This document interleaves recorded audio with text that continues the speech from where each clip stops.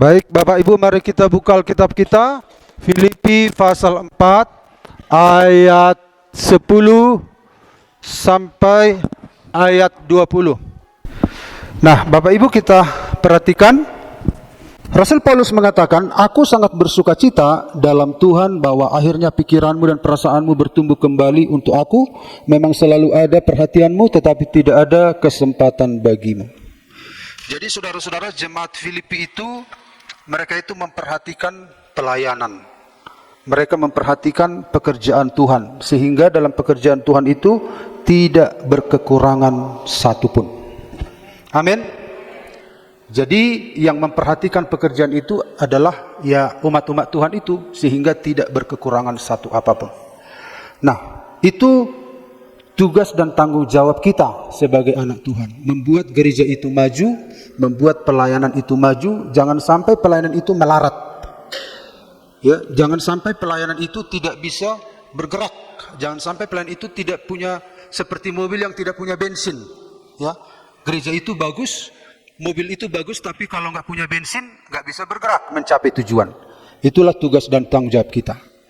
Nah, pada akhirnya apa yang terjadi ketika jemaat Filipi memperhatikan pekerjaan Tuhan itu, maka sebagai seorang hamba Tuhan, ayat 19 berkata, "Allahku akan memenuhi segala keperluanmu menurut kekayaan dan kemuliaannya dalam Kristus Yesus." Jadi berkat ini datang kepada umat-umat Tuhan ketika kita memperhatikan pelayanan. Ketika kita memperhatikan pekerjaan Tuhan, ketika gereja itu bisa bergerak begitu rupa, maka berkat dari Tuhan lewat hamba Tuhan itu pun, Allahku akan memenuhi segala keperluanmu. Jadi ketika kita membuat pelayanan itu berkembang, diberkati Tuhan, maka alasan kita diberkati adalah karena pada akhirnya Tuhan memberkati kita, ya. Jadi ketika kita memberkati pelayanan, memberkati pekerjaan Tuhan, bukannya kita tambah miskin, ya. Amin. Amin. Bukan kita tambah miskin. Justru dikatakan Rasul Paulus, Allahku akan memenuhi segala keperluanmu. Nanti kalau aku bantu pelayanan, nanti keperluanku apa dong? Begitu. Justru di sini dikatakan, Allahku akan memenuhi segala keperluanmu menurut kekayaan dan kemuliaannya dalam Kristus Yesus. Ayat 20. Akhirnya dimuliakanlah Allah dan Bapa kita selama-lamanya. Amin. Karena apa? Karena umat-umat Tuhan itu bertumbuh. Umat-umat Tuhan itu membuat pelayanan itu berkembang, maju, bergerak sedemikian rupa, sehingga nama Tuhan dipermuliakan. Amin. Nah, itu dari sisi kita sebagai anak Tuhan. Nah, sekarang kita melihat bagaimana supaya di dalam mengikut Tuhan itu kita mempunyai stamina rohani yang stabil. Ayat 11 dikatakan sampai ayat 13, "Aku tahu apa itu kekurangan. Nah, dan aku tahu apa itu kelimpahan. Dalam segala hal dan dalam segala perkara, tidak ada sesuatu yang merupakan rahasia kepadaku." Ya, ayat 11 tadinya di atas sebenarnya. Oh, ada ya.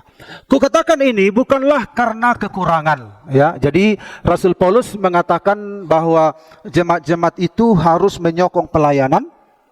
Dan akhirnya Rasul Paulus berkata, "Kukatakan ini bukanlah karena kekurangan." Artinya hamba Tuhan itu menyampaikan ini bukan karena sedang nggak punya uang, begitu.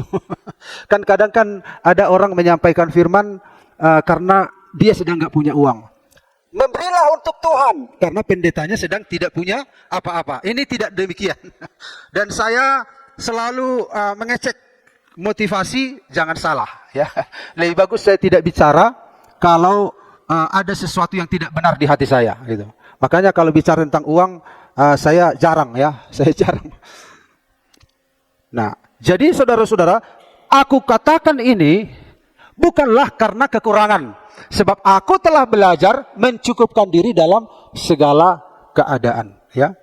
Jangankan Rasul Paulus, kita pun harus belajar dari Rasul Paulus. Kita sama-sama belajar ya. Aku tahu apa itu kekurangan dan aku tahu apa itu kelimpahan. Dalam segala hal dan dalam segala perkara tidak ada sesuatu yang merupakan rahasia bagiku. Baik dalam hal kenyang maupun dalam hal kelaparan. Baik dalam hal kelimpahan maupun dalam hal kekurangan. Segala perkara dapat kutanggung di dalam Dia yang memberi kekuatan kepadaku. Jadi tema firman Tuhan hari ini adalah stamina rohani yang stabil. Kenapa Rasul Paulus bisa memiliki stamina rohani demikian? Itu tersingkap dari pernyataan-pernyataannya ini, ya. Semua kita, ya, saya bahkan anak-anak Tuhan. Saudara, pernahkah melihat sebuah pertandingan? Saya memang searching, ada memang kasusnya tapi video klipnya nggak ketemu. Ada kasusnya tapi video klipnya nggak ketemu. Apa kasusnya itu? Seorang petinju yang sudah menang. Petinju, akhirnya apa yang terjadi? Juri mengangkat tangannya, menang. Setelah diangkat tangannya, apa yang terjadi? Blip. Jadi setelah menang, jatuh. Nah, artinya staminanya tidak bagus. Karena apa? Karena terkuras di sepanjang pertandingan. Maunya kalau sudah menang, ya dia bisa berdiri terus. Nah, makanya Rasul Paulus berkata, kenakanlah seluruh perlengkapan senjata Allah dan seterusnya dan seterusnya. Sesudah kamu menyelesaikan segala sesuatu, kamu tetap berdiri, katanya. Kamu tetap berdiri. Butuh stamina rohani yang stabil. Bukan stamina fisik ini ya, Bapak Ibu perhatikan. Ini stamina rohani. Kalau stamina fisik kita ya bisa saja kita pulang dari gereja ini, haleluya puji Tuhan, akhirnya sampai dulu. Bisa saja. Tapi itu tidak menentukan stamina rohani ya. Ini bukan stamina fisik yang kita bicarakan. Atau biasanya para umumnya ya nggak tahu kalau yang lain. Ya, biasanya kalau orang yang berkhotbah itu, katanya kalau berkhotbah itu disampaikan 1 jam, persiapannya berhari-hari. Lebih dari mengobak balik, katanya, menurut penelitian mereka-mereka. Ya. Tapi ada juga benarnya, habis melayani, wah biasanya terkapar. Karena secara fisik terkuras semua. Ya, terkuras. Jadi apa yang dialami rohani ini berdampak kepada fisik. Jadi fisik itu seringkali tidak sinkron dengan rohani ini, ya. Nah, ini stamina rohani yang stabil. Rasul Paulus menunjukkan kepada kita, kukatakan ini bukan karena kekurangan, sebab aku telah belajar mencukupkan diri dalam segala keadaan. Aku tahu apa itu kekurangan. Aku tahu apa itu kelimpahan. Dalam segala hal dan dalam segala perkara tidak ada sesuatu yang merupakan rahasia bagiku. Baik dalam hal kenyang maupun dalam hal kelaparan. Baik dalam hal kelimpahan maupun dalam hal kekurangan. Segala perkara dapat kutanggung dalam Dia yang memberi kekuatan kepadaku. Nah, jadi saudara-saudara, bagaimana hidup dalam stamina rohani yang stabil ini?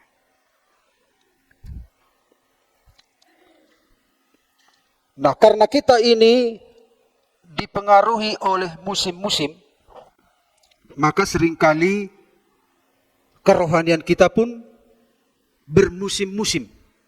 Ya, bermusim-musim. Asing ate songon naraji ate nayahay marminggu musim na harwa gitu.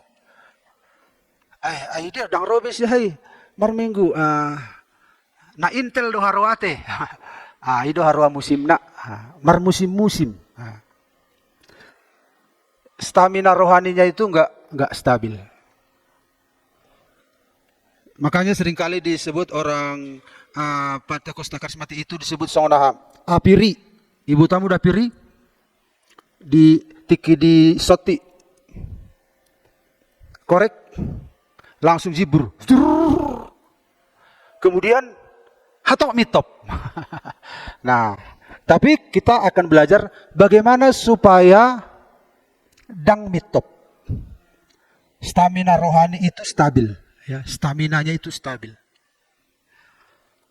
Nah, Kita baru belajar tentang karakter. Karakter itu disitulah stabilitasnya. Ya. Tentu kita akan banyak belajar tentang bagaimana stamina rohani yang stabil yang diajarkan oleh Rasul Paulus ini. Nah, mari kita lihat bagaimana hidup dalam stamina rohani yang stabil ini. Tidak angin-anginan. Ya, tidak angin-anginan, tetapi ngor-ngor begitu ya, bahasa Batak, ngor-ngor gitu. Kalau tidak menyala, paling tidak punya bara. Gitu. Punya bara. Nah, ada orang gak menyala, tapi baranya pun gak ada. Nah, ini gak ngor-ngor namanya. Jadi stamina rohani yang stabil itu ya ngor-ngor di mana? Ibu tamu udah ngor-ngor teh? Bara, membara. Ya betul, membara. Itu Pak. Kalau nggak menyala ya paling tidak membara gitu. Ngor-ngor, gitu ya.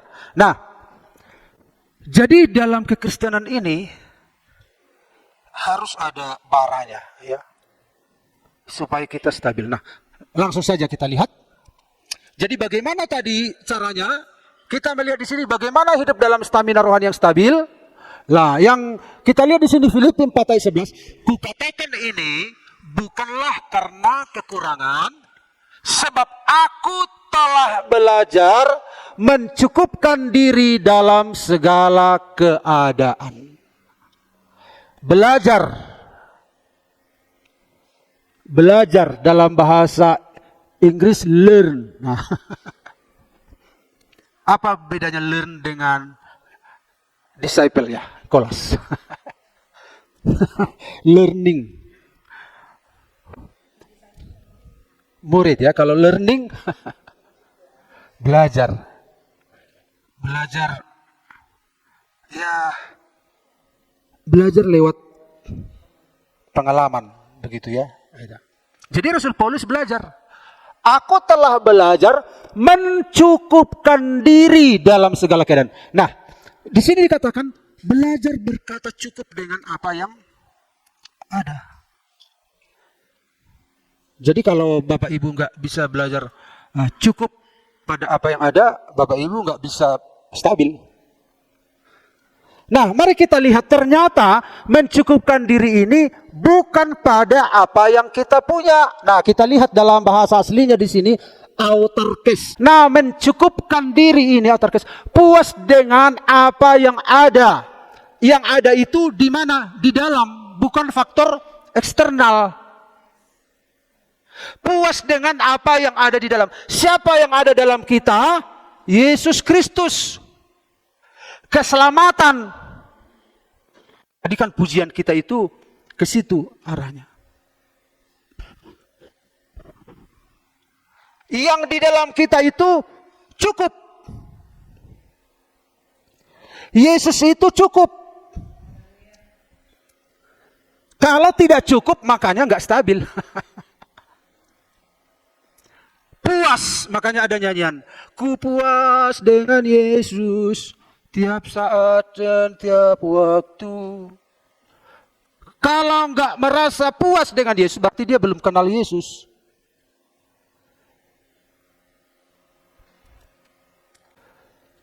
Jadi saudara-saudara, kukatakan ini bukanlah karena kekurangan, sebab aku telah belajar lewat pengalamannya mencukupkan diri. Dia telah merasa puas dengan apa yang dia punya. Apa yang dia punya bukan uangnya, bukan barang-barangnya, tapi yang ada di dalam. Jadi Paulus menunjuk kepada puas dengan apa yang ada di dalam, bukan faktor eksternal, faktor luar ini. Ini kita, inilah di dalam kita. Nah, kata mencukupkan itu di sini. Bukan ini. Misalnya ini, ada uang, ada kesehatan, ada pokoknya segala macam lah ini, faktor eksternal. Saudara-saudara, kita tidak akan stabil kalau kita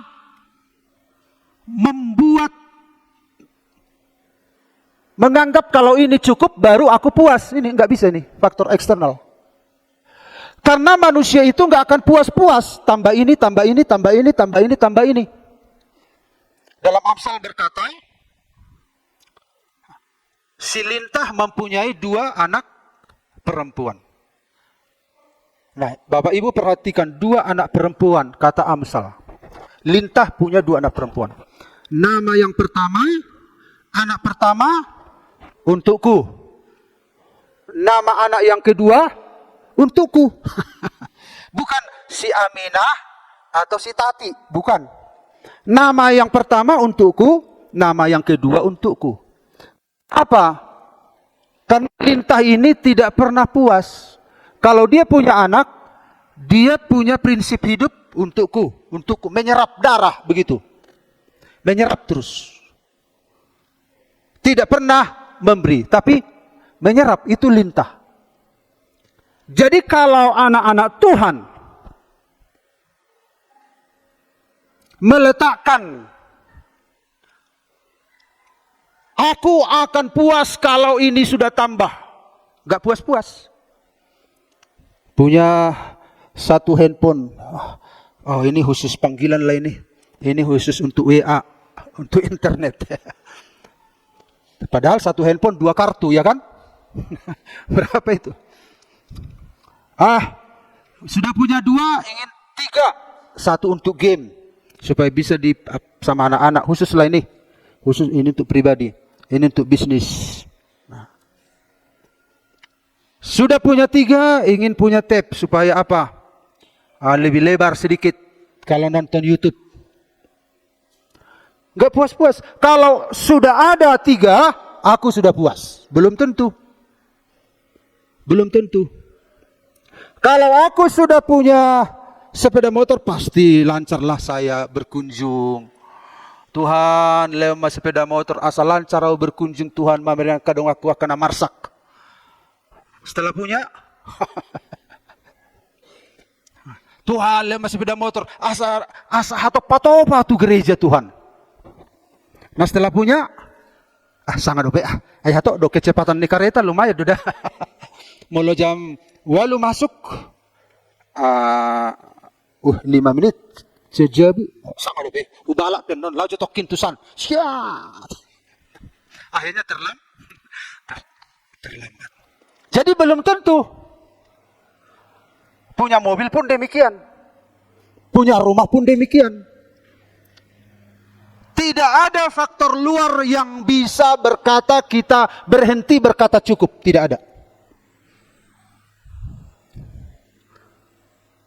Ada beberapa hal yang tidak bisa berkata cukup dalam kata Amsal Sulaiman. Bumi tidak bisa berkata cukup. Kalau datang air terus, cukup, udah penuh. Enggak. Semua diterima. Kemudian kuburan. Raja Salomo berkata, kuburan tidak pernah berkata cukup. Siapa yang mati, tampung. Siapa yang mati, tampung. Tidak ada berkata cukup kuburan.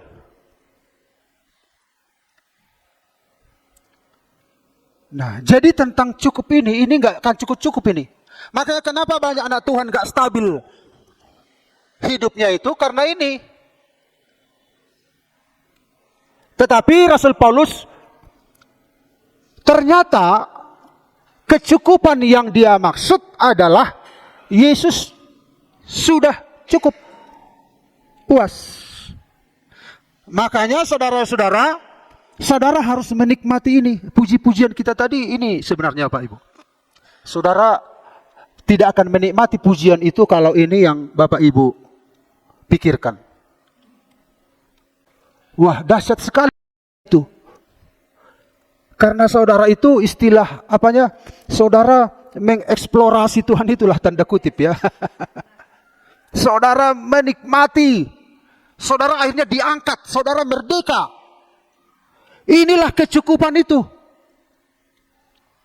Makanya saudara-saudara kalau kita lihat ini hidup ini kan ada melimpah, ada kurang, ada kenyang, ada lapar. Rasul Paulus berkata, aku tahu apa itu kelimpahan, aku tahu apa itu kekurangan. Aku tahu itu apa itu kenyang, aku tahu itu apa itu lapar. Artinya dia sudah tahu tingkat kekenyangan tertinggi dia sudah tahu. Tingkat kelaparan terendah dia sudah tahu. Dia sudah tahu semua. Seperti Raja Salomo. Dia sudah tahu kekayaan itu apa. Dia punya 23 ton per tahun datang ke istananya. Hamoraun, Hagabeon, Hasangapu, dia sudah tahu batasannya itu dia sudah tahu. Rasul Paulus pun demikian. Nah, ternyata, oh ini ternyata kaya itu ya. Oh ini ternyata menderita itu ya. Oh ini ternyata kekurangan itu ya. Makanya Raja Salomo berkata dalam kitab Pengkhotbah, pasal yang terakhir, akhir segala yang patut didengar dari segala sesuatu adalah takutlah akan Tuhan. Ternyata kesimpulannya adalah takut akan Tuhan. Ternyata kesimpulannya adalah, adakah Tuhan di dalam hidupmu? Kalaupun ini relatif, ini tidak menentu, adakah Tuhan di dalam hidupmu? Mampukah kita berkata, Tuhan engkau cukup bagiku? Kalau kita baca dalam Mazmur 23:1, Tuhan adalah gembalaku, takkan kekurangan aku. Dalam bahasa aslinya, bahasa Ibrani demikian bunyinya. Tuhan adalah gembalaku, karena itu aku tidak menginginkan apapun lagi. Ini luar biasa. Pernah nggak Bapak Ibu pernah mencicipi pengalaman seperti ini? Paling tidak mencicipilah dulu. Ada seorang pernah ibu-ibu berkata, dengan sadar atau tidak sadar dia berkata, ya dalam Tuhan ini sepertinya banyaknya memang kebutuhanku, tapi sepertinya enggak ada keperluanku yang lain. Seperti enggak ada keperluanku yang lain. Karena apa? Tuhan itu ada di dalam hidup saya. Makanya bagaimana supaya kita stabil? Tuhan itu harus menjadi kepuasan kita. Amin Bapak Ibu. Makanya saudara, kalau saudara menikmati Tuhan itu, menikmati Tuhan, benar-benarlah nikmati. Benar-benar alami Tuhan itu. Saudara satu waktu, saudara akan berkata, iya, seperti enggak ada ya kebutuhanku ya. Padahal masih ada ini secara fisik, secara eksternal ini masih. Tapi sepertinya enggak ada. Kenapa? Karena Yesuslah pemenuh dalam hidup kita. Bukan berarti kita cuek ya. Bukan berarti kita tidak peduli. Karena ketika Rasul Paulus menyampaikan firman ini Bapak Ibu, yang kita baca itu, dia berhadapan dengan aliran filsafat Stoa.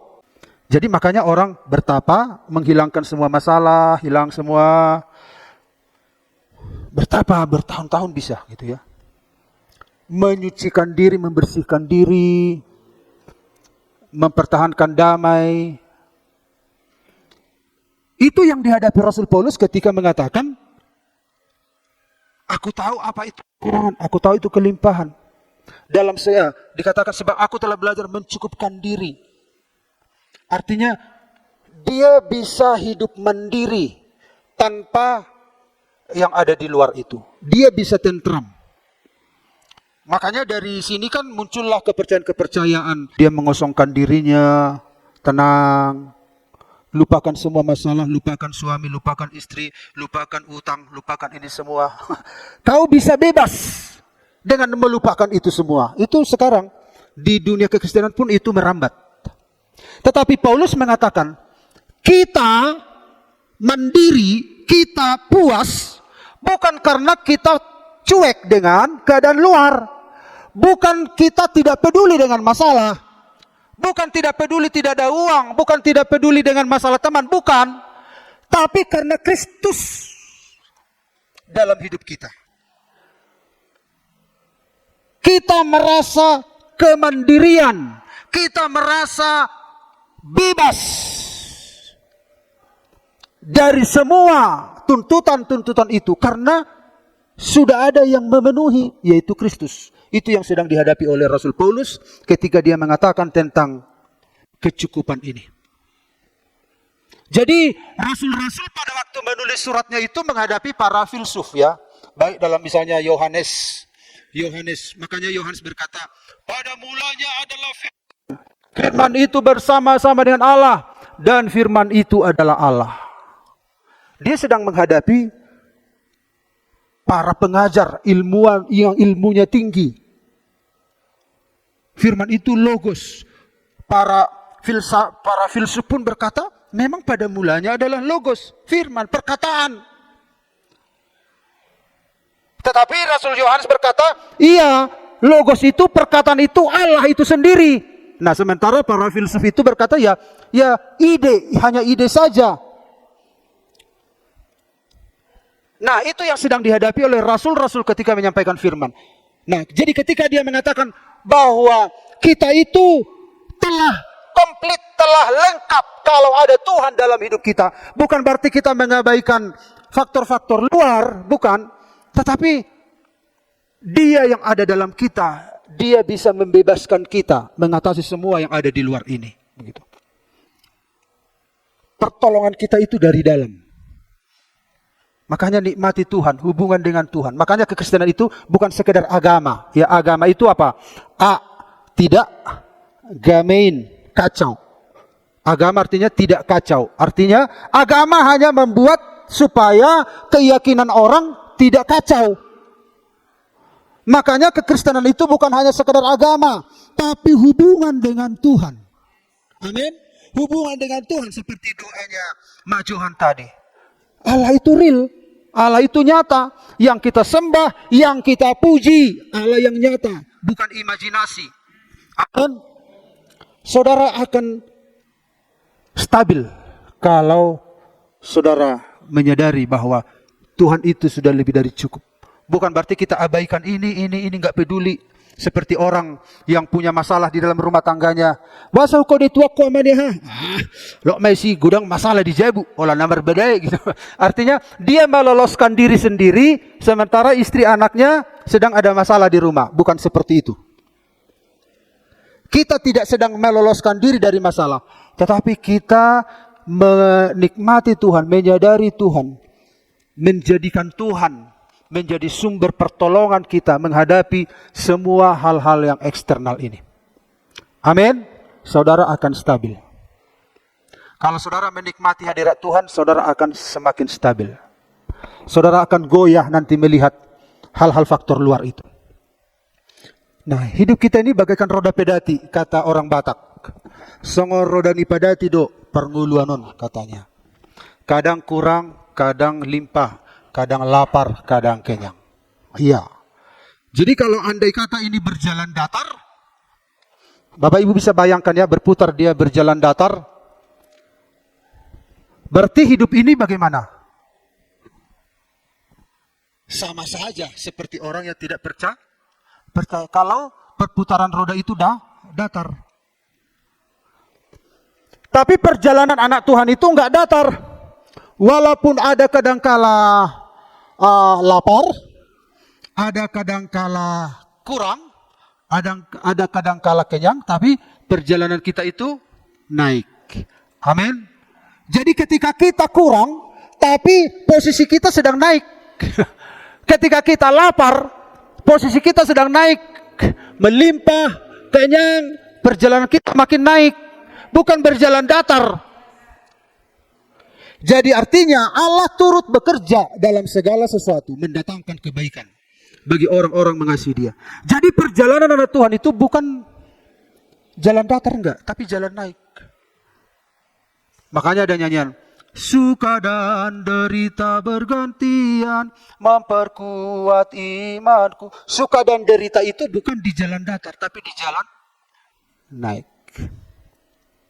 Makanya kalau nyanyi itu harus perhatikan liriknya ya.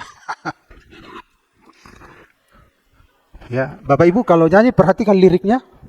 Kalau saya perhatikan, bagus lagunya sebagian tapi yang lain kurang tepat. Dalam Tuhan gak pahit, mungkin ada penderitaan, tapi bukan pahit. Mungkin ada sakit, tapi bukan pahit. Jadi anak Tuhan nggak boleh bilang, "Pek ini nama Tuhan puang." Aduh, salah. Dalam Tuhan gak ada kepahitan, amin. Justru kita jalan naik. Kecuali saudara jalan datar, ya udah katakanlah pahit. Sama dengan orang yang gak percaya pun demikian. Kalau begitu nggak usah percayalah, kalau toh jalan datar juganya suka duka, monoton, menjenuhkan. Percaya nggak percaya sama Tuhan sama saja. Tapi kita nggak seperti itu perjalanan kita. Ketika kita susah, kesusahan itu dipakai Tuhan menjadi sekolah kehidupan untuk menaikkan perjalanan kita yang naik itu. Amin Bapak Ibu. Jadi persoalan-persoalan yang kita alami itu mendatangkan kebaikan, bukan menghancurkan. Nah, yang kedua, aku tahu apa itu kekurangan dan aku tahu apa itu kelimpahan. Dalam segala hal dan dalam segala perkara, tidak ada sesuatu yang merupakan rahasia bagiku, baik dalam hal kenyang maupun dalam hal kelaparan, baik dalam kelimpahan maupun dalam hal kekurangan. Stamina rohani yang stabil itu, saudara-saudara, kalau kita lihat kata tahu di sini oida, ya, pengetahuan yang lahir dari pengalaman batin yang nyata dan pasti. Artinya Rasul Paulus tidak mengalaminya lewat teori. Menurut teori, enggak. Menurut pelajaran yang sudah kuterima, bahwa kekurangan dan kelimpahan itu katanya, bukan begitu kata Rasul Paulus. Atau menurut analisis saya, ya, tentang kekurangan kelimpahan, tapi Rasul Paulus berkata, aku tahu, artinya dia sudah punya pengetahuannya itu muncul dari pengalaman yang real. Jadi supaya kita punya stamina rohani yang kuat, jadikanlah pengalaman sebagai pelajaran iman. Jangan sampai kita sudah banyak mengalami pengalaman-pengalaman, tapi tidak ada kita petik pelajaran dari sana. Aku tahu luar dalam tentang penderitaan, tentang kelimpahan, tentang ada uang, tentang tidak ada uang, tentang sakit, tentang sehat, semua dia sudah tahu. Dan kata tahu di sini dia sudah mengalami. Bukan hanya sekedar teori. Sama dengan apa itu ya? Bapak Ibu pernah mendengar itu di sekolah Alkitab. Ada seorang dipanggil. Coba dulu mahasiswa yang muda, sebutkanlah dulu Mazmur 23 ayat 1 sampai seterusnya. Datang anak muda ini. Tuhan adalah gembalaku, takkan kekurangan aku. Dia membaringkan aku di atas rumput yang hijau dan menuntun aku ke air yang tenang. Gadamu dan tongkatmu, itulah yang menghibur aku. Amin. Tepuk tangan semua mereka. Wah, datang. Kami undang hamba Tuhan yang tua datang membaca Tuhan adalah gembalaku. Waktu dia baca Tuhan adalah gembalaku. Nangis semua orang. Dia pun menangis. Takkan kekurangan aku. Sampai selesai, tidak ada tepuk tangan, semua hanya terisak-isak. Karena apa? Bedanya apa? Yang muda ini hanya berpuisi, yang tua ini punya pengalaman. Dia punya pengalaman. Rasul Paulus berkata, aku tahu apa itu kekurangan. Aku tahu itu apa itu kelimpahan. Aku tidak sembarang bicara, begitulah. Tapi pengalaman ini menjadi pelajaran. Ternyata itu datang dan pergi. Ternyata musim-musim itu akan berubah-ubah. Kalau musim berubah-ubah bukan berarti aku berubah-ubah. Maka Rasul Paulus punya stamina rohani yang stabil. Karena dia belajar dari pengalaman yang seringkali mempermain-mainkan kerohaniannya. Sekarang dia ambil pengalaman itu menjadi sebuah pelajaran iman. Kalau dia menderita, tidak dia buat seperti orang yang paling menderita di dunia. Kalau dia diberkati, tidak bersikap seolah-olah dia paling diberkati sedunia. Dia stabil. Dia tahu, oh berkat ini gini ya, berkat itu. Oh penderitaan itu begininya. Belajar dari pengalaman. Seringkali kita dipermain-mainkan oleh musim itu. Ambil pelajaran dari sana. Aku tidak mau dipermainkan. Aku tetap punya pengetahuan. Aku sudah punya pengetahuan tentang itu. Akhirnya Rasul Paulus itu punya stabilitas rohani yang konsisten. Ya, yang konstan. Ngor-ngor dia. Amin Bapak Ibu. Jadi saudara-saudara, kalau kita lihat pesawat ini, pilot itu ya di kokpit itu dia tidak boleh menyalahkan angin, hujan. Dia yang menyesuaikan diri dengan keadaan itu. Dia harus tenang. Dia nggak boleh panik. Angin, wah gimana pesawat kita ini, jatuhlah kita. Enggak. Dia bermain dia menyesuaikan diri. Dia sudah tahu kalau angin begini, oh begini. Dia yang mengendalikan dari dalam. Bukan dari luar yang mengendalikan situasi kita. Karena Tuhan ada dalam hidup kita. Amin. Angin, hujan, masalah.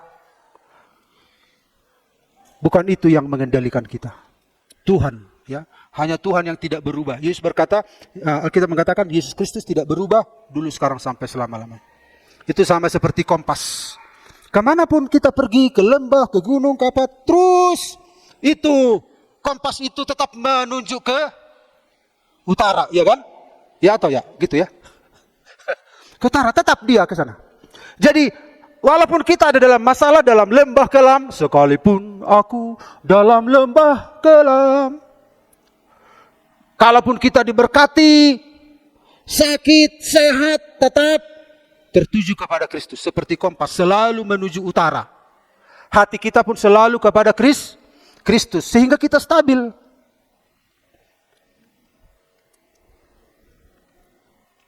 Jadi saudara-saudara, iman tumbuh melalui pengalaman.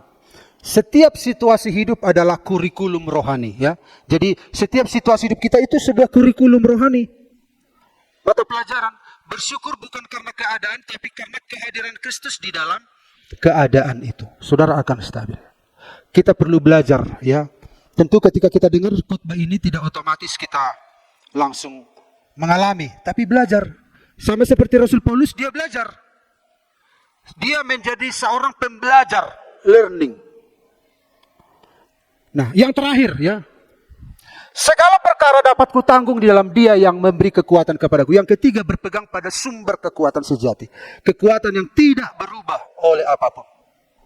Hanya satunya yang tidak berubah, yaitu Yesus Kristus. Tidak berubah dulu, sekarang, sampai selama-lamanya. Semuanya akan berubah. Kalau kita berpegang kepada yang tidak berubah, kita akan stabil. Ya? Kita akan stabil. Listrik ini tidak bisa menyala. Lampu tidak bisa menyala kalau tidak ada arus. Arus itu melambangkan Allah. Allah menyalurkan energi. Kita lampu, walaupun cantik lampu itu, walaupun kita di luar hebat, gagah, seperti lampu ini bagus, tapi kalau nggak ada aliran listrik, kalau nggak ada Kristus yang menghidupkan kita, yang di luar ini nggak ada gunanya. Harus ada arus, harus ada hubungan dengan Tuhan. Amin. Hubungan dengan Tuhan. Tanpa Tuhan kita nggak bisa berbuat apa-apa. Sama seperti seorang anak. Ayah, kita sedang melewati lumpur. Tadinya anak itu yang pegang tangan ayahnya. Ayah, enggak, ini lumpur ini. Ayahlah yang pegang tanganku. Akhirnya ayahnya pegang tangannya. Beda, kita pegang tangan Tuhan atau Tuhan pegang tangan kita. Lebih enak Tuhan pegang tangan kita. Apa pegang tanganku? Tuhan memegang tangan kita. Dan ilustrasi yang terakhir yang sering kita lihat adalah Yohanes 15 ayat 5, barang siapa tinggal di dalam aku dan aku di dalam dia, ia berbuah banyak, sebab di luar aku kamu tidak dapat berbuat apa-apa. Ini kita. Di luar Kristus kita nggak bisa berbuat apa-apa. Yesus berkata, akulah pokok anggur. Nah, ketika kita melekat pada pokok anggur, apa yang terjadi? Kehidupan Kristus mengalir dalam hidup kita. Pada akhirnya apa yang terjadi? Kita bisa berbuat sesuai dengan kehendaknya. Melekat pada Kristus. Inilah kekuatan kita yang sejati. Akhirnya kita stabil. Jadi firman Tuhan pada hari ini, bagaimana supaya kita memiliki kehidupan yang stabil secara rohani. Yang pertama apa tadi Bapak Ibu? Belajar berkata cukup. Belajar berkata puas dengan Yesus yang ada dalam hidup kita. Lalu yang kedua, jadikan pengalaman menjadi pelajaran iman. Jangan cuek dengan apa yang sedang kita alami. Justru itulah pelajaran iman. Lalu yang ketiga, berpegang pada sumber kekuatan sejati, yaitu Yesus Kristus. Dia tidak berubah dulu, sekarang, sampai selama-lamanya. Amin. Haleluya. Haleluya. Haleluya. Haleluya. Puji Tuhan. Kiranya firman ini mengubah hidup kita. Dan anak-anak Tuhan semakin mantap berjalan dalam Tuhan. Semakin kuat, ya, berkemenangan dalam Tuhan. Pemain musik silakan datang ke depan, kita nyanyikan nyanyian ini.